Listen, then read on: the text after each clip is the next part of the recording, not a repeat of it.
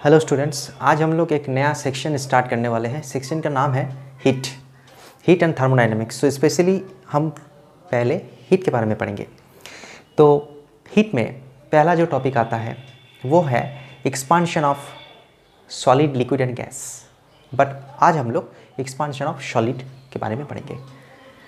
ये natural experience है कि जब हम लोग टेम्परेचर बढ़ाते हैं किसी बॉडी का तो उसका क्या होता है, एक्सपांशन होता है। वो लेंथ बढ़ जाता है या फिर ब्रेथ बढ़ जाता है या फिर उसका डायमेंशन बढ़ जाता है, वॉल्यूम बढ़ जाता है, सॉलिड, लिक्विड या गैस का।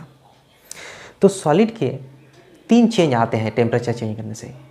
उसका लेंथ चेंज होता है, उसका एरिया चेंज होता है और उसका वॉल्यूम चेंज होता है। तो पहले हम लोग पढ़ेंगे एक्सपांशन ऑफ लेंथ। टेम्परेचर के साथ साथ कोई भी सॉलिड का लेंथ कैसे इंक्रीमेंट होता है, किस रेट में इंक्रीमेंट होता है, उसके बारे में पढ़ेंगे। तो यहाँ पे मान लेते कि हमारे पास कोई भी एक मटेरियल है, मान लेते कि आयरन है सॉलिड, उसका लेंथ है L1 at temperature T1 temperature में लेंथ है L1। और जब उसका टेम्परेचर बढ़ा दिया T1 से T2 हो गया, मतलब 30 डिग्री से 50 डिग्री हुआ, ऐसा कुछ चेंज हुआ तो उसका लेंथ भी बढ़ जाएगा। कितना हो गया? L2 हो गया। तो यहाँ पे L1 था, टेम्परेचर T1 से T2 किया बढ़ाने के लिए, इसका लेंथ भी क्या हो गया?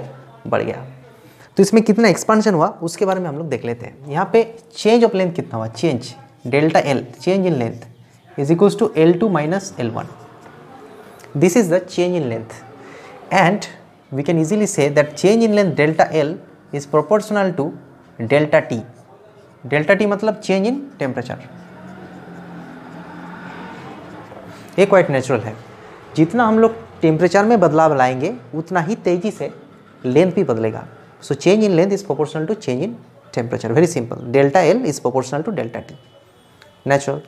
दूसरा चीज है delta L is proportional to L1. Change in length is proportional to initial length. Initially इसका लेंथ जितना होगा उसमें चेंज ही उतना आएगा। कोई एक बिजनेस हम लोग कर रहे हैं मान लेते हैं, तो उसमें कैपिटल जितना ज़्यादा होगा इनिशियल, उतना ही ज़्यादा प्रॉफिट होगा। अगर हम लोग 100 रुपये लेके एक बिज़नेस कर रहे हैं तो उसमें जब प्रॉफिट होगा, अगर हम लोग 1 लाख रुपये लेके बिज़नेस करेंगे तो उसमें ज़्यादा प्रॉफिट आएगा। ये क्वाइट नेचुरल है।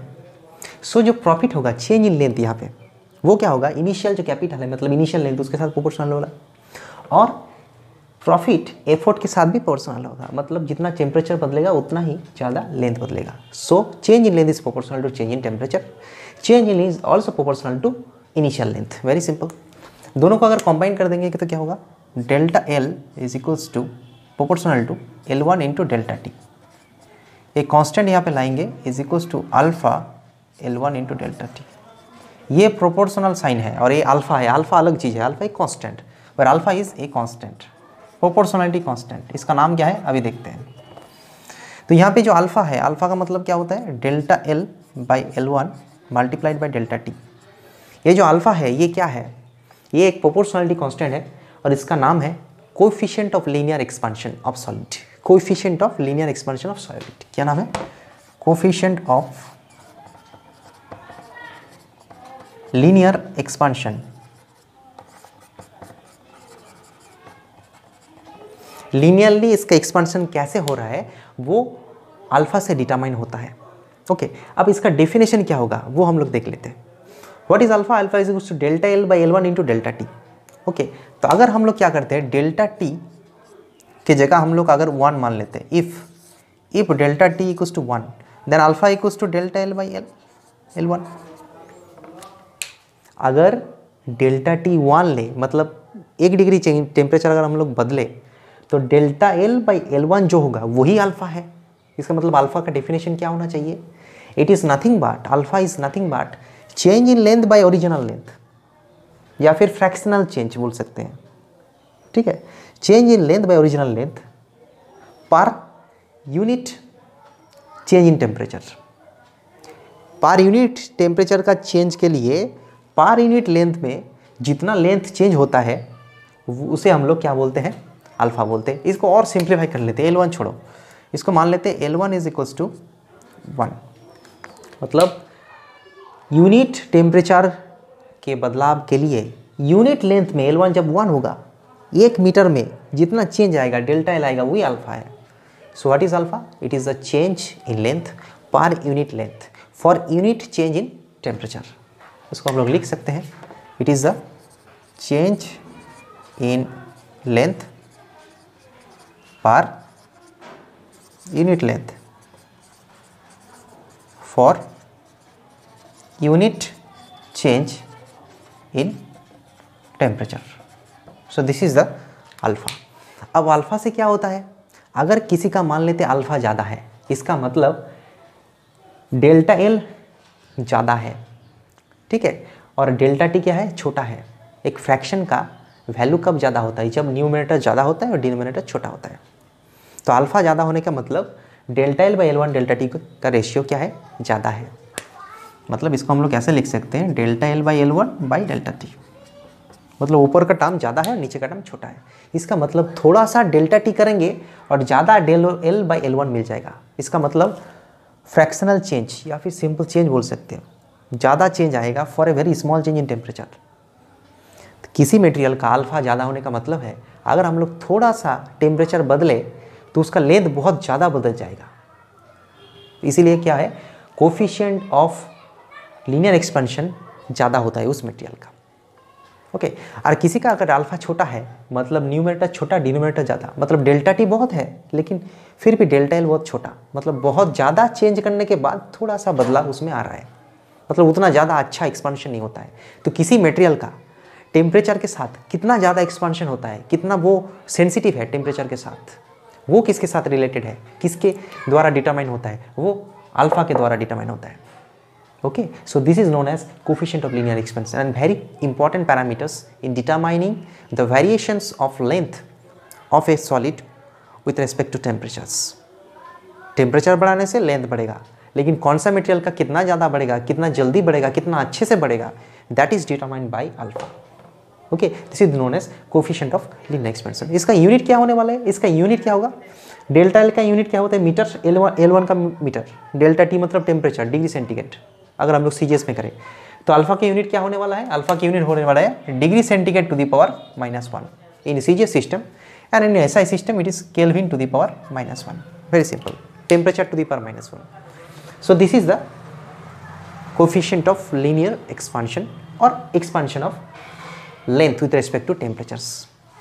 ओके, अब हम लोग देख लेते हैं कि टेम्परेचर के साथ एरिया कैसे चेंज होता है। सॉलिड का कई तरीके चेंज आ सकता है, लेंथ में बदलाव आ सकता है, एरिया में बदलाव आ सकता है, वॉल्यूम में आ सकते हैं। तो 1 बाई 1 हम लोग देख रहे हैं।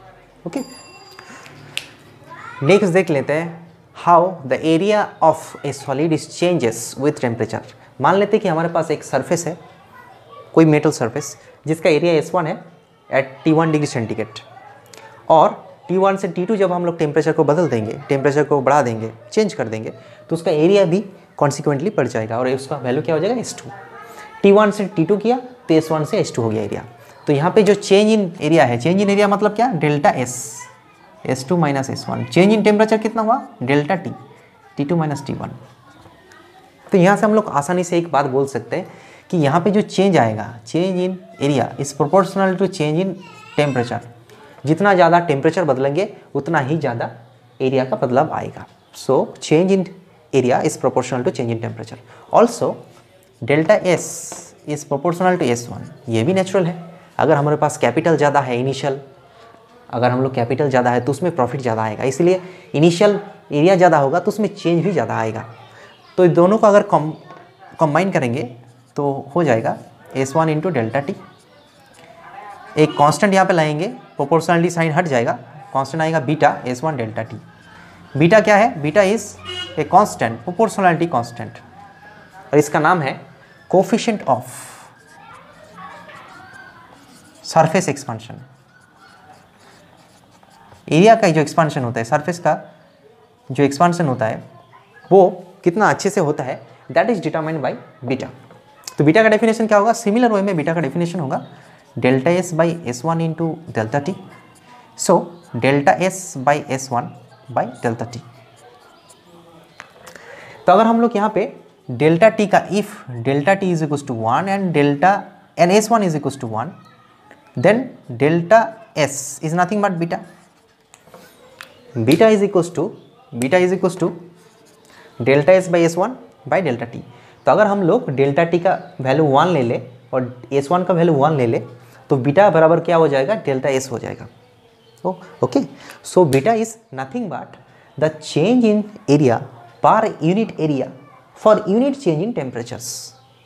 यूनिट टेम्परेचर का बदलाव के लिए पर यूनिट एरिया में जितना बदलाव होता है एरिया का, वही क्या है, बीटा है, coefficient of surface expansions. Okay, इसका यूनिट क्या होने वाला है, ये भी क्या होगा, degree centigrade to the power -1 होगा या फिर केल्विन टू द पावर -1 होगा. ओके, सो यहाँ पे हम लोग देख सकते हैं कि डेल्टा एस का जो वैल्यू है उसको अगर हम लोग ऐसे लिख सकते हैं, delta S equals to beta S1 into delta T. Okay, इसको मेमोराइज नहीं करना है, इसको सिर्फ देखना है कि डेल्टा टी बढ़ेगा तो डेल्टा एस बढ़ेगा, S1 बढ़ेगा तो डेल्टा. सो प्रीवियस केस में जो वैल्यू था delta L is equals to alpha L1 delta T, इस केस में क्या होगा, बीटा S1 डेल्टा टी हो गया. तो सिमिलर वे में सारी इक्वेशंस 1 बाई 1 हम लोग फॉर्म कर सकते हैं. और यहाँ पे सिमिलरली बीटा का वैल्यू किसी का ज़्यादा होगा तो वो बहुत ही अच्छा होगा, मतलब जल्दी से वो एक्सपांशन होता है, मतलब थोड़ा सा डेल्टा टी करने से ज़्यादा चेंज आते हैं. और अगर डेल्टा टी बहुत ही बड़ा होगा फिर भी छोटा सा थोड़ा सा चेंज आएगा तो उसे हम लोग क्या बोलेंगे, beta is very less, that means it is not sensible that much. बहुत ज़्यादा टेम्परेचर का बदलाव हम लोग कर रहे हैं फिर भी थोड़ा सा एरिया में बदलाव आ रहे हैं. सो अल्फा बीटा ये वेरी इंपॉर्टेंट फैक्टर्स है और ये डिटरमाइन करता है कि टेम्परेचर के साथ साथ उसका लेंथ एरिया कैसे बदलने वाला है, कैसे क्विकली बदलने वाला है या फिर स्लोली बदलने वाला है, किस रेट में बदलने वाला है, सारी चीज़ इसके ऊपर डिपेंड करता है. और एक चीज़ ध्यान देने वाली बात है कि जो अल्फा और बीटा होता है वो मटेरियल का प्रॉपर्टी होता है, अलग अलग मटेरियल का अलग अलग होता है. वो delta T delta S S1 इसके साथ कोई रिलेशन नहीं है. अगर हम लोग डेल्टा टी बढ़ाएंगे तो उसी हिसाब से डेल्टा एस बाई S1 भी बढ़ जाएगा, लेकिन अल्फा बीटा का वैल्यू चेंज नहीं होगा. बीटा का वैल्यू तभी चेंज होगा जब मटेरियल बदलेंगे. आयरन का अल्फा या बीटा वो कॉपर के अल्फा बीटा से अलग होगा. It is a property of materials, इसको याद रखना है. Okay, so this is the expansion of area. अब हम लोग देख लेते हैं how the volume is changes with temperature of A solid. मान लेते हैं कि हमारे पास एक सॉलिड बॉडी है जिसका T1 टेम्परेचर में वॉल्यूम है V1 and after the temperature is changes from T1 to T2, volume is also changes consequently from V1 to V2. Okay, तो यहाँ पे जो change in volume होगा डेल्टा V होगा, that is proportional to delta T. Similar way, okay, and delta V is also proportional to V1. इसको अगर combine कर देंगे तो हो जाएगा delta V proportional to V1 delta T. एक कांस्टेंट लाएंगे, delta V is equals to gamma V1 delta T. ये जो गामा है ये कांस्टेंट है, प्रोपोर्शनलिटी कांस्टेंट, और इसका नेम है सिमिलर वे में गामा का नेम है coefficient of volume expansion. Okay, coefficient of volume expansion. और इसका भी डेफिनेशन क्या होगा, सिमिलर वे में हम लोग डिफाइन कर सकते हैं. It is nothing but the change in volume per unit volume for unit change in temperature. Okay, और इसका भी यूनिट क्या होगा, degree centigrade to the power -1 होने वाला है. वेरी सिंपली हम लोग इसको डिराइव कर सकते हैं. सिमिलर वे में ये भी जो एक्सप्रेशन आ रहा है वो सिमिलर वे का एक्सप्रेशन हम लोग देख लिए. ठीक है, अब हम लोग क्या करेंगे, हम लोग अल्फा बीटा और गामा ये जो तीन चीज़ है, coefficient of linear expansion, coefficient of surface expansion and coefficient of volume expansion, तीनों का बीच का रिलेशंस हम लोग फाइंड करने वाले हैं.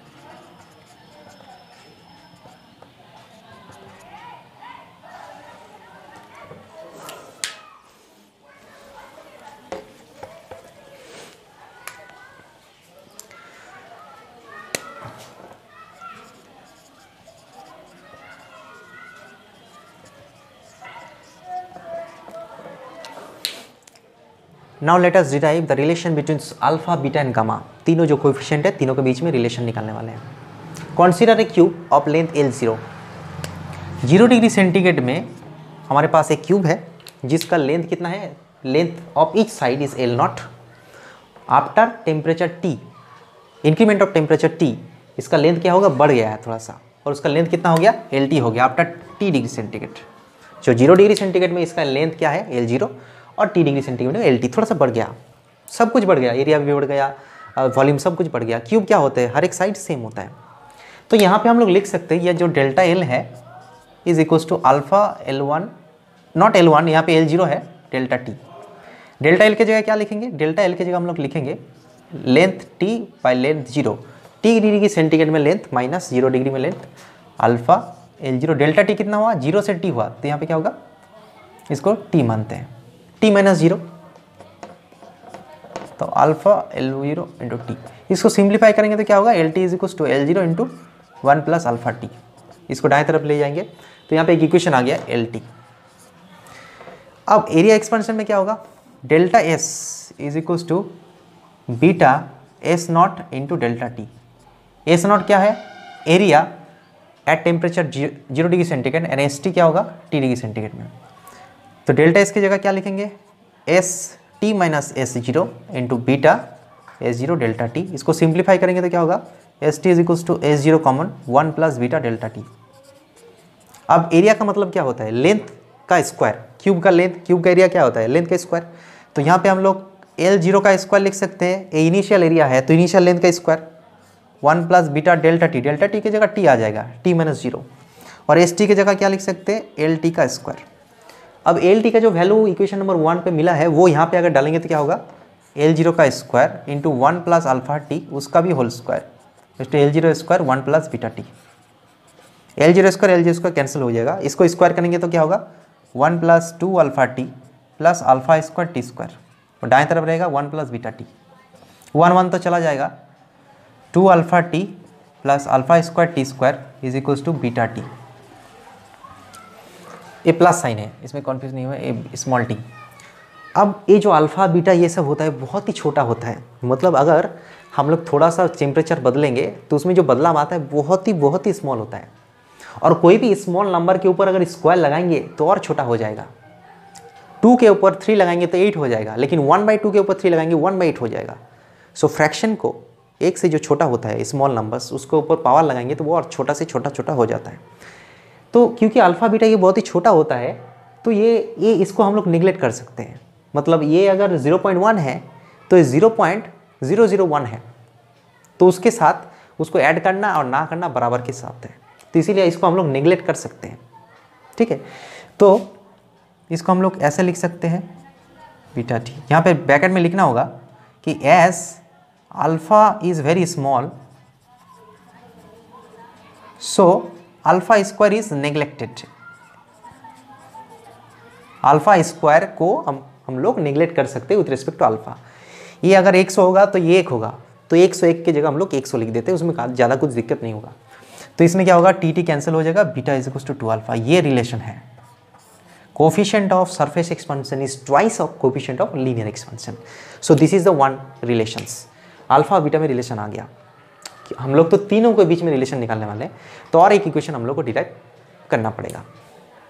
अब हम लोग क्या करते हैं, मान लेते हैं कि इसका वॉल्यूम 0 डिग्री सेंटीग्रेड में V0 है और T डिग्री सेंटीग्रेड VT है, तो इसमें जो वॉल्यूम का चेंज आएगा delta V is equals to gamma V0 delta T, ये पहले हम लोग देख चुके हैं, और इसको सिंप्लीफाई करेंगे तो VT माइनस V0 इसको गामा V0 T माइनस 0 मतलब T, सो VT क्या हो जाएगा, तो V0 into 1 plus gamma T।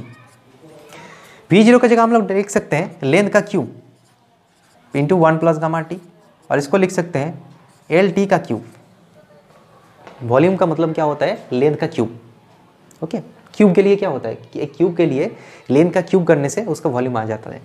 तो LT की जगह क्या लिख सकते हैं, L0 into 1 plus alpha T उसका क्यूब, यहाँ पे होगा L0 cube into 1 plus gamma T। L0 cube cancel out, इसका क्यूब करेंगे तो क्या होगा, A plus B whole cube, A square plus 3A square B plus 3AB square plus B cube is equals to 1 plus gamma T। 1 तो cancel हो जाएगा, क्योंकि alpha small है तो अल्फ़ा का जो हाइस्ट पावर है, सॉरी यहाँ पे अल्फ़ा क्यूब टी क्यूब होगा, यहाँ पे क्या होगा बी क्यूब, मतलब अल्फ़ा क्यूब टी क्यूब। तो ये दो चीज़ निगलेक्ट कर सकते हैं, अल्फ़ा स्क्वायर बहुत छोटा, अल्फ़ा क्यूब और छोटा, ये दोनों को निगलेक्ट कर सकते हैं। So 3 alpha T is equals to gamma T, ये क्या है निगलेक्टेड। यहाँ पे लिखते हैं alpha is small, very small लिख सकते हैं। So alpha square alpha cube are ignored या फिर निगलेक्टेड लिख सकते हैं। तो यहाँ पे क्या हो जाएगा गामा इक्वल्स टू 3 अल्फ़ा, मतलब अल्फ़ा और गामा में रिलेशन आ गया। सो क्या क्या रिलेशन आया, एक आया alpha beta is equals to 2 alpha, दो रिलेशन आया, एक हो गया बीटा इक्वल्स टू 2 अल्फ़ा, यहाँ से आ जाएगा alpha equals to beta by 2, और यहाँ पे आया गामा इक्वल्स टू 3 अल्फ़ा, यहाँ पे आ जाएगा alpha equals to gamma by 3, मतलब alpha equals to beta by 2 और alpha is also equals to gamma by 3। अब सबको अगर कॉम्बाइन कर देते हैं तो क्या रिलेशन आ जाएगा, यहाँ पे करते हैं alpha is equals to beta by 2 is equals to gamma by 3। So this is the relation between 3 coefficient of expansion for a solid, alpha is equals to beta by 2 is equals to gamma by 3। बहुत ही important relation है, यहाँ से कई सारा numericals हम लोग solve कर सकते हैं। Okay, so this is the very important derivations, हम लोग क्यूब लेते हैं क्योंकि उसका कैलकुलेशन ईजी होता है, ठीक है। So this is the way we can find the relation between 3 coefficient of expansion of solid. इसके ऊपर हम लोग कुछ न्यूमेरिकल भी सॉल्व कर सकते हैं और उसके बाद हम लोग लिक्विड और गैस का एक्सपांशन के बारे में पढ़ेंगे।